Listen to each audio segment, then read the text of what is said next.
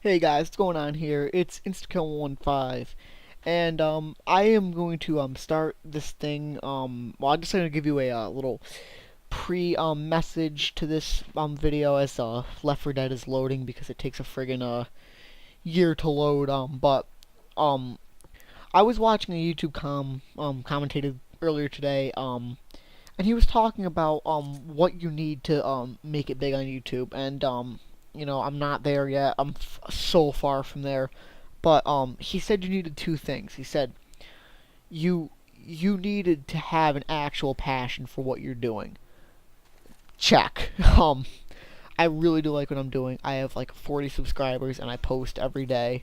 It's because I love to do it, and it's not, right now it's not about, it's not about money for me at all. And don't get me wrong, if I'm ever at a point where I can accept money for what I'm doing, I'm not a liar. I'm not gonna be like, oh, I wouldn't accept it, because of course I'd accept it. And you know what it would go to?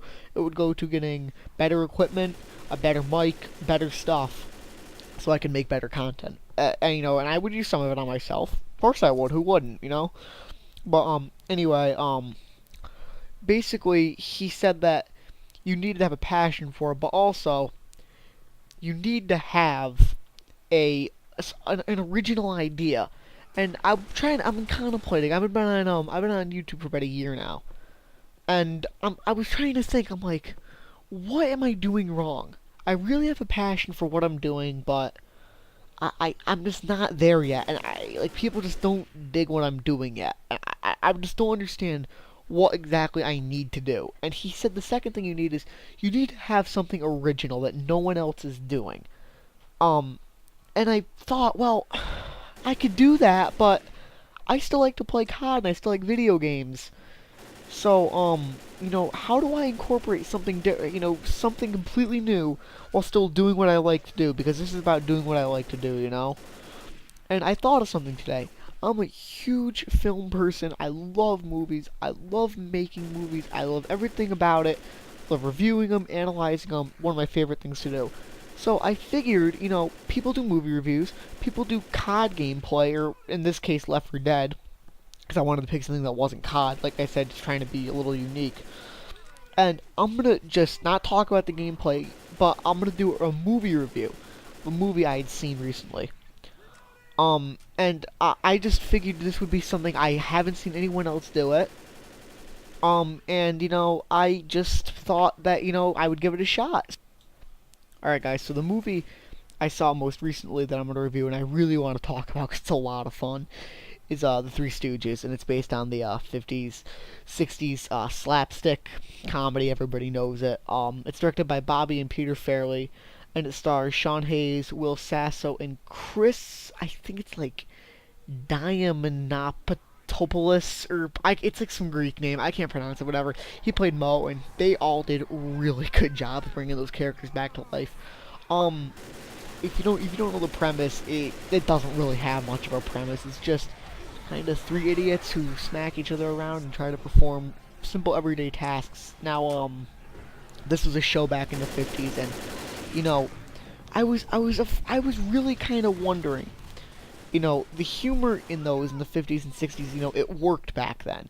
And I wasn't so sure if they could make a feature-length movie out of it. And, I went in there, and it was the most diverse audience I'd ever seen in my life. It was either people in their 50s and 60s, or kids under the age of 8. And it was amazing because the whole time they were both laughing hysterically. Now, I'm just gonna simply throw it right out there that this movie was hysterical. And I'm gonna explain why.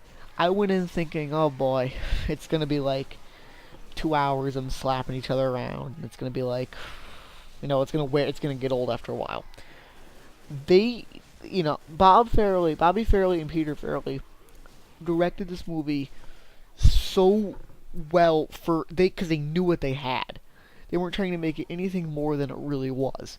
And they took the old joke and what made it old for those 60-year-olds in the audience, and they incorporated it with stuff now to please the younger audience, those 8 and under kids I saw in there, and they were both laughing, and they were laughing for different reasons.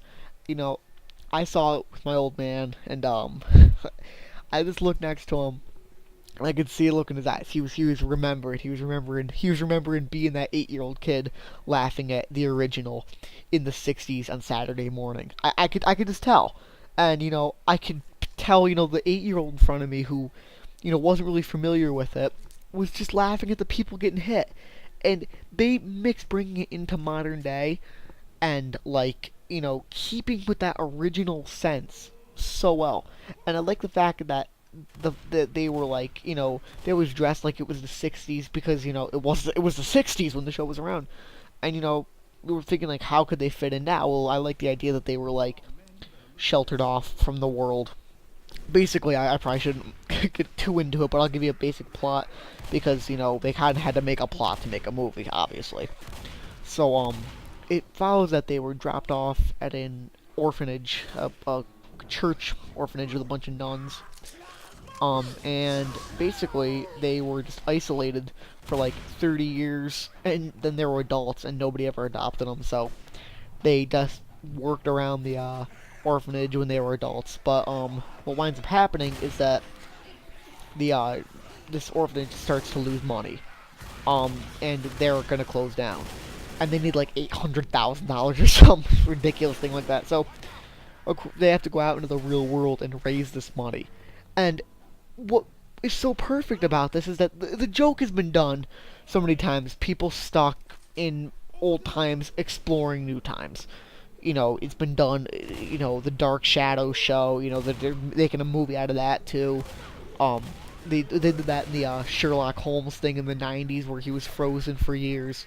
With what was that thing by Disney? It was like Enchanted or something. And she comes from the fairy world and interacts with modern day. It seems like a tired idea, but because they're such distinct characters from pop culture history, it just works because the jokes are perfectly predictable. And I know it sounds weird, but you know exactly what's gonna happen. But that's the way the show was. But they incorporate it with modern day. They make it, Mo joins Jersey Shore and he beats the shit out of Vinnie Paul, and I loved every second of it. It was so funny. I'm not gonna give away too much about it, but it was so funny, and and it was just a good time movie, and it wasn't trying to be anything other than basically a very long episode of the TV show with a little bit more of a plot. And you know, these guys who play who play them, I was like, how are they gonna do it without the original actors? I mean, I know they're all dead, so can't do it, but I was like, how are they gonna do it? How are they gonna bring this back? And they just did. They really did a good job at it. And the other thing I like too is that 3 times during the movie there's like episode cards like they used to have, like at the very beginning, it looked really grainy and had like a cheesy name for like whatever part of the movie it was. And that was just something really cool. And I could everybody there, people in their 60s I saw older couples in there. I saw soccer moms in there with their kids, and it's funny on so many levels because it's memory lane for the people in their 50s, and it's something completely that's not new because kids see movies where people get hit with stuff, but it's very fast paced, and I mean for kids, it's very fast paced and colorful and stuff. So overall, if you're just looking for something really fun to watch, if you're in in your 50s or whatever, or in that time period, it's definitely going to be trip down memory lane because they really keep some of that old stuff alive. And if you're young and you really never watched it, it's a really good way to get introduced to it. And I think that overall they knew exactly what they wanted to do with it, and it's pretty perfect. If I know I always like to do problems with it, but it's hard to find a lot of problems with it. I guess if you're real, snotty or whatever, you can sit there and say, oh well, it was the humor was subpar and it was very mindless humor. Well, yes, it's very mindless humor if you're going in looking like to sit there and really like grasp the joke really well and like really have to think about. No, it's not that type of thing. It's just people can hit with stuff and like really cheesy punchlines but that's what it's all about. You have to understand the kind of comedy you're watching, I guess. So that's my overall review of it. I would probably give it 9.5 out of 10. I don't know why not the full 10, but that just seems like really really high for like a movie like this. But just looking for a good time. It's really good. So check it out and peace.